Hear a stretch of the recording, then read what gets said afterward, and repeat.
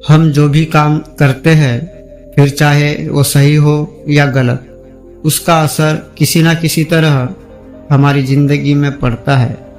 हमारे कर्मों का जो असर हमारी जिंदगी में पड़ता है, उसे ही हम कर्मों का फल कहते हैं। आप अक्सर ये सुनते ही होंगे कि किसी व्यक्ति के साथ अचानक बहुत कुछ अच्छा हो गया या किसी के साथ बहुत कुछ बुरा हो गया। और जब हम किसी से उस अच्छी बुरी चीज होने की वजह पूछते हैं, तो वे लोग अक्सर यही कहते हैं कि सब उसके कर्मों का फल है। किसी के साथ कुछ अच्छा हुआ तो यानी उसने कभी न कभी किसी व्यक्ति के साथ कुछ अच्छा ही किया होगा, और यदि किसी के साथ बुरा हुआ तो उसने कभी न कभी किसी के साथ बुरा ही किया होगा। कर्मों के फल से कोई भी इंसान कभी नहीं बच सकता। आज नहीं तो कल हमारे कर्मों का फल हमें मिलता ही है। आज की ये कहानी भी कुछ ऐसी ही है।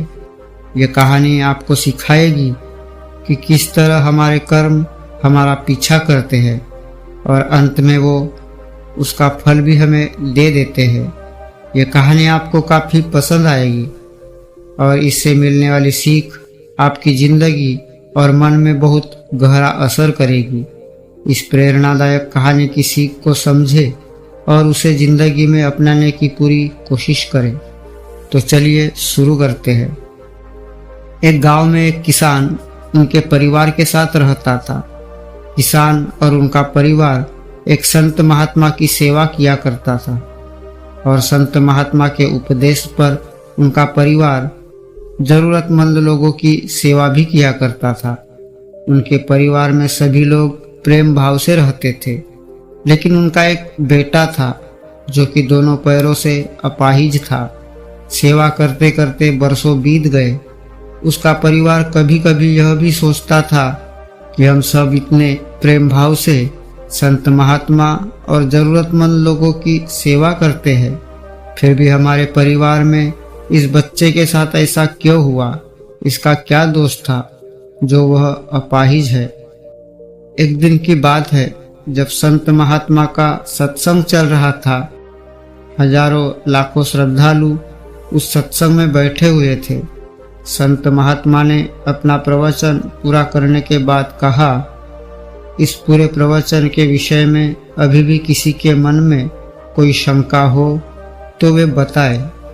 हजारों लाखों श्रद्धालुओं के बीच उस अपाहिज पुत्र के पिता ने संत महात्मा से एक सवाल किया कि हे महात्मा, हम सब निस्वार्थ भाव से जरूरतमंद लोगों की सेवा करते हैं और हमारा पूरा परिवार अहिंसा के मार्ग पर चलता है। कभी भी किसी के बारे में बुरा नहीं सोचते हैं, ना ही किसी का बुरा करते हैं।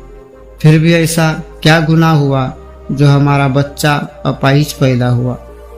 फिर गुरु ने जवाब दिया, वैसे तो मैं यह बात नहीं बता सकता, फिर भी आपके मन में दुविधा है तो सुनो। यह जो बच्चा है जो दोनों टांगों से बेकार है, पिछले जन्म में एक किसान का बेटा था। रोज खेत में अपने पिता को दोपहर में भोजन का टिफिन खेत में देने जाया करता था। एक दिन उसकी माँ ने दोपहर उसे 11 बजे खाना लगा दिया और कहा कि बेटा खाना खाकर पिताजी को टिफिन देकर आ। उसकी माँ ने खाना परोसकर थाली में रखा कि इतने में उसके किसी दोस्त ने आवाज लगाई तो यह खाना वही छोड़कर अपने दोस्त से बात करने बाहर चला गया। इतने में ही एक कुत्ता घर में घुस आया और उसने थाली में मुंह डाला और रोटी खाने लगा। लड़का जैसे ही घर में वापस आया, कुत्ते को थाली में मुंह डालता देखकर पास ही में एक लोहे का बड़ा सा डंडा उठाया और उसने यह नहीं सोचा कि खाना तो झूठा हो चुका है।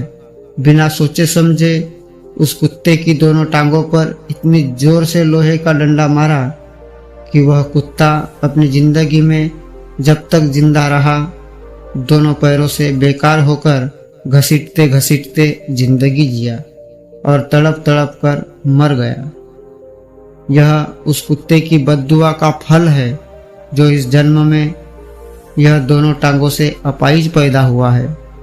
संत महात्मा ने कहा, पुत्र, इस संसार में इंसान को अपने कर्मों का फल भुगतना ही पड़ता है। इस जन्म में अगर किसी की टांग तोड़ी है तो स्वाभाविक है कि अगले जन्म में आपकी टांग टूटनी ही है।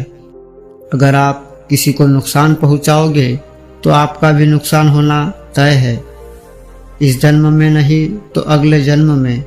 इसलिए जो भी कर्म करो सोच समझ कर करो।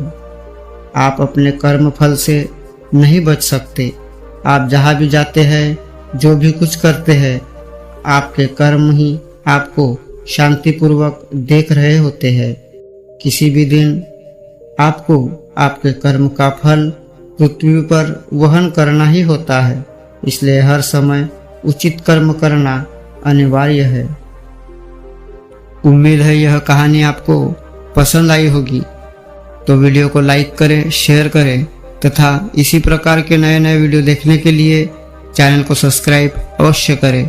तो जल्द ही मिलते हैं एक नए वीडियो में। तब तक के आप अपना ख्याल रखिए। धन्यवाद।